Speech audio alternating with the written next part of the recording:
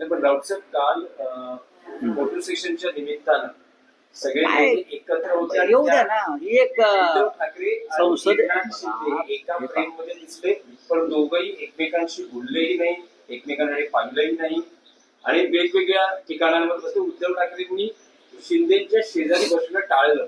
मग तुमचं काय म्हणणं होतं? त्यांनी शिंदेना मांडीवर पण बसायला पाहिजे होतं.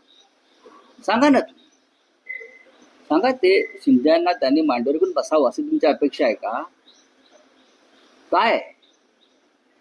उद्धव ठाकरे एक स्वाभिमानी नेते आहेत, ज्यांनी शिवसेनेच्या पाठीत गद्दारी केली, ज्यांनी एक डुप्लिकेट शिवसेना स्थापन करून, जसे पेशवे काळामध्ये तोतये होते सदाशिवराव भाऊ डुप्लिकेट, आणि ते पेशवाईत आले डुप्लिकेट सदाशिव भाऊ, तसंच आहे, डुप्लिकेट आहेत ना हे सगळे, तोतये लोक आहेत हे सगळे. त्यांच्याबरोबर काय हस्तांदोलन करायचं महाराष्ट्राला आवडलं नसतं.